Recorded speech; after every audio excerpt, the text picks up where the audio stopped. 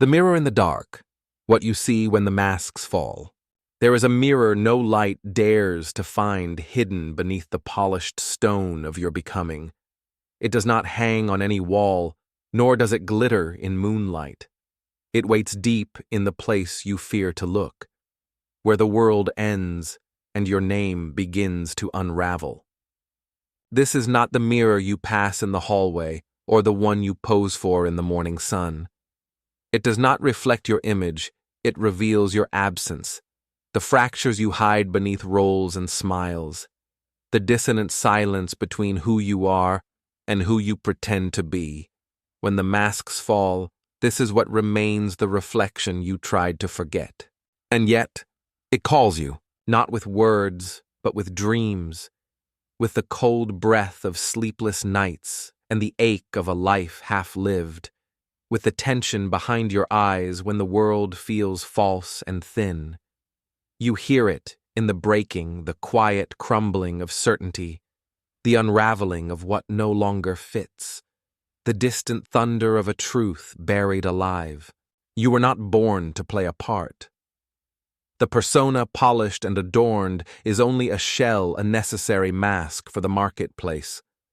But the soul grows restless beneath it, suffocating in repetition, yearning for wildness, for truth, for the terrifying freedom of the unknown. So the journey begins not forward but inward, a descent. The ground gives way beneath the stage. The theater collapses. The applause fades into silence.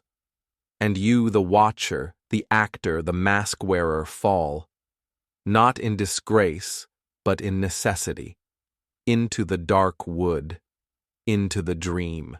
The shadow waits there. It does not leap or roar. It waits, familiar, patient, wearing your face in moments of rage, envy, desire, everything you disowned, every hunger you denied to keep the world orderly, every truth you silenced to stay loved, every instinct you exiled to stay safe. Now it stands before you not as an enemy, but as an orphan, the part of you left behind. Will you turn away again? Or will you truly look into the eyes of what you have become by denying what you are? You cannot integrate what you refuse to meet. The alchemy begins with recognition, with the tremble of seeing something familiar in the monstrous, with the paradox of finding tenderness in your own darkness. The path winds further, deeper. You pass the wreckage of old selves, brittle masks, discarded personas outgrown. You glimpse memories sealed in dream boxes, a child's fear, a teenager's longing, the lover you betrayed to protect your pride, the artist you abandoned to chase approval. They do not accuse you. They wait. In the unconscious, nothing is lost, only buried. You are not broken, you are crowded. Within you walks a council of ghosts, archetypes whispering their names through your moods, the warrior in your anger, the mother in your care, the trickster in your avoidance, the sage in your silence, the lover in your ache. Each a fragment of a greater self, each demanding to be heard, to be honored, not ruled by, but integrated. This is the work, not to shine but to see, not to win but to wake. The light you seek is forged in confrontation, not escape. You must stand in the sacred fire of your contradictions. You must hold the tension between power and vulnerability, knowing and unknowing control and surrender. And in that crucible something ancient stirs. The anima comes in dreams, fluid, shifting, luminous. She is not a woman, but a force, the soul image, the gateway to the unseen. She leads you not with logic, but with longing. She speaks not in words, but in symbols. The bird in the storm, the stranger in the mirror, the song you remember from a dream. Follow her, not as a lover, but as a guide. She is the key to the inner world, where thought dissolves into image, where reason kneels before mystery, where your masculine clarity bends toward the feminine dark. She leads you through the forest of symbols across rivers of memory into the cave where your self sleeps. And when you find him, the self, the center, the totality, he does not speak in commands. He is not loud. He is still, watching. He has waited lifetimes for your return. You kneel not in submission, but in reunion. In reverence for the whole you forgot while chasing fragments. The gold buried in shadow, the sacred hidden in shame, the strength concealed in softness. This is not the end. This is the beginning of return, to carry the fire back, to walk the world not as a mask but as a mystery, to wear your wounds as wisdom, to move through the world not with answers but with presence, to become not perfect but whole. You will be misunderstood. Those still clinging to masks will call you mad, dangerous, lost, but you will see through their words into the fear that binds them. You will speak not to convince but to remind, not to preach but to reflect.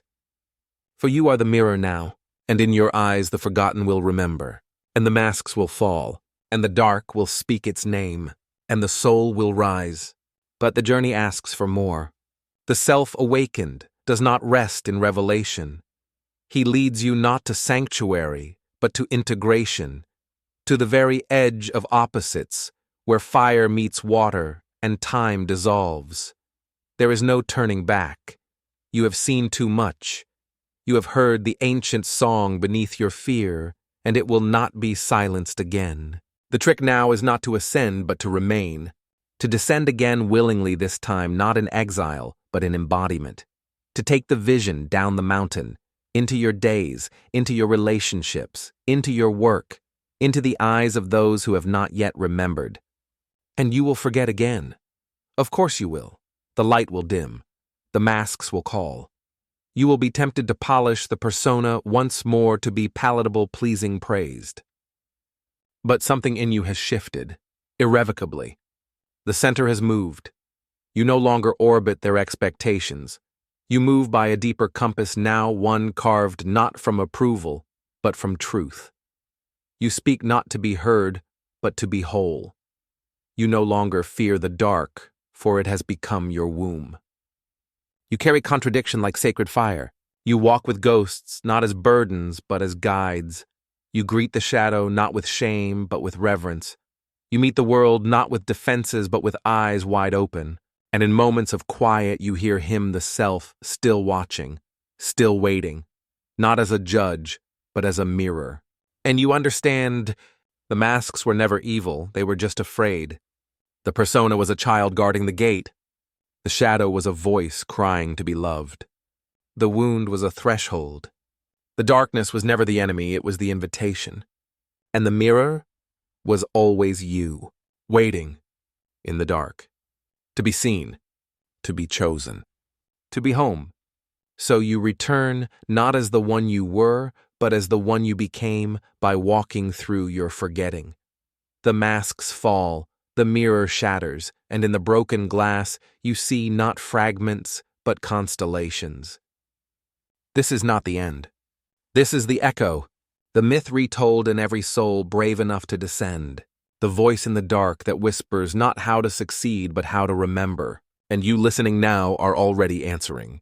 Not by doing, but by being, by allowing the mirror to show you what was always there, even in the dark, especially in the dark. The sacred begins here. Welcome home, but the sacred is never static. It stirs even in stillness. It shifts even in silence.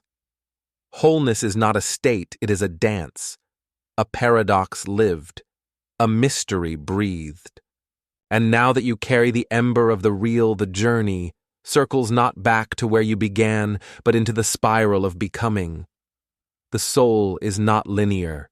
It curves like a serpent, shedding skin after skin, never arriving, always revealing. Do not seek permanence, seek presence. For even now new masks wait in the wings, more subtle, more spiritual, more disguised as truth. The mask of the awakened, the mask of the healed, the mask of the one who has arrived. Beware. The self is not an identity. It is a movement, a pulse in the dark, a remembering that cannot be caged. You are not here to possess truth, but to be possessed by it, to be hollowed into a vessel for something vast and untamed, to be remade again and again by love too fierce for comfort, by beauty too wild for control. So the descent continues not downward but inward. You dream new dreams now, not of thrones or victories but of rivers, of sacred wells, of forgotten forests growing through the ruins of who you once thought you had to be. The anima returns this time, not to guide, but to challenge, to dissolve what you began to cling to unmake the new walls you have mistaken for truth. She is the breath in the mystery, the chaos that shakes your foundation. She says, do not build shrines to your awakening. She says, break even this. And so you do. You unlearn the path step by step. You give up certainty for sacred confusion. You trade doctrine for myth. You burn even your maps and let the stars speak again. The inner alchemy deepens. Now the opposites do not fight, they court each other. The warrior bows to the poet. The mother weeps in the arms of the wild child. The king lays down his crown and dances in the fire. The ego no longer resists death. It learns to die daily, and in dying to love. This is individuation. Not separation, but synthesis. Not perfection, but participation. You are no longer trying to be good. You are trying to be whole, and wholeness includes the wild, the wounded, the strange. Wholeness includes the questions that never resolve, the pain that never fully disappears, the beauty that hurts too much to hold. It includes the trickster. Ah, yes, the holy fool, the one who shatters the sacred just when you begin to grasp it, the one who laughs at your seriousness, the one who reminds you that no mask is final, not even the mask of the wise. He turns the mirror sideways and shows you a clown. He paints your wound with ash and dances on it. He is cruel only to those who cling. But if you can laugh with him, truly laugh, then you are free. For freedom is not in control. It is in surrender. To the dance, to the death, to the moment. To the self as a living myth, not a fixed idea. And so one day you look in the mirror again, and there is no mask. But there is no face either. Only presence. Only the eyes of the world looking through you. Only the breath of the cosmos filling your chest. Only the silence of a soul that no longer needs to be explained. Only the ache of having died and died again and still choosing to love. Not because it is easy. Not because it is clean. But because it is real. And real is sacred. You move through the world now like a living question. You speak in riddles and listen in symbols. You touch people not to heal them, but to remind them they were never broken. You make art not to impress, but to translate the unspoken. You love without needing to be understood. You walk with death in your shadow and life in your step. And when the night comes, as it always does, you no longer fear it. You open the door. You invite it in. And you say, speak. And it does. It tells you stories that make no sense, yet feel truer than any fact. It shows you images you cannot explain, yet know in your bones. It leads you into another mirror. And another. And another. And you learn the descent never ends. Because the soul is infinite, and the dark is fertile, and the self is always becoming. So go. Not forward, not back, but deeper. Walk the spiral path. Hold the tension of the opposites. Trust the cracks. Bless the falling apart. And when the next mirror appears in a dream, in a lover's eyes, in the grief you thought you'd buried, do not look away. Stand naked. Let it see you. And in that seeing, remember, you are the mirror. You are the dark. You are the one you were waiting for. You are the myth. Still unfolding. Still whispering. Still home.